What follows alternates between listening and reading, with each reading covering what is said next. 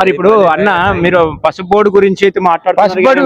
అన్న నరేంద్ర మోహన్ పసుపు బోర్డు ఎటు ఏది ఇదివరకు వచ్చిన వాళ్ళు లేడు, కొన్న వాళ్ళు మళ్ళీ ఎలక్షన్ కూడా అది రంగుంటా పంపించిన ఆపితే రైతులు ఏం కాదు, చచ్చిపోవాలి ఇక్కడ మరేమన్నా. నిన్న 17,000 దాకా పోయింది.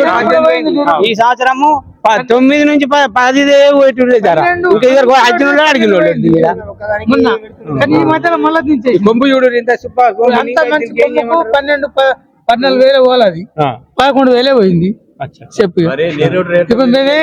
రేటు ఇంకా యాడికి తీసాం, ఖర్చు మీదకి వెళ్ళి ఇంకా రేట్ ఎక్కువ పెరగాల, ఇంకా కిందికే వచ్చింది. 1,600 అయింది, 1,350 చేసింది. అంటే యూరియా మందు సంచులు రేటు పెరుగుతున్నాయి కానీ 1,450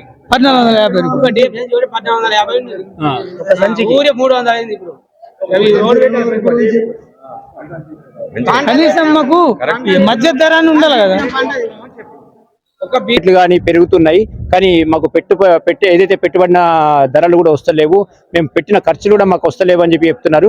పసుపు రైతులకు ఎటువంటి కష్టం లేదని చెప్పేసి మనం పేపర్లో కానీ తర్వాత మీడియాలో కానీ ఇవన్నీ చూస్తూ ఉన్నాము. కానీ ఇక్కడికి వస్తే వాస్తవాలు ఎట్లా ఉన్నాయంటే 4-5 రోజుల నుంచి కూడా వాళ్ళు వచ్చినా కానీ కూడా వాళ్ళ దగ్గరికి ఎవరు వస్తలేరు.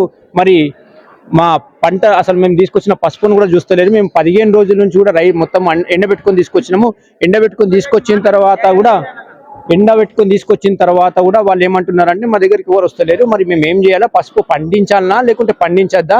మరి పేపర్లో చూసి మేము అందరం నమ్మి ఇక్కడికి గంజిలోకి వస్తే ఇట్లా రేటు ఉంది. మరి అట్లా సాంగ్లీ పోతే మాత్రము అక్కడ 10,000 నుంచి 22,000 వరకు రేటు పలుకుతుందని చెప్పేసి కూడా ఇక్కడ కొందరు వ్యాపారులు చెప్తున్నారు.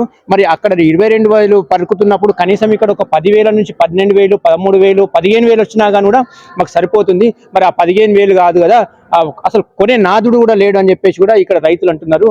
మరి ఇది అసలు వీళ్ళ పరిస్థితి ఏంది, వీళ్ళకు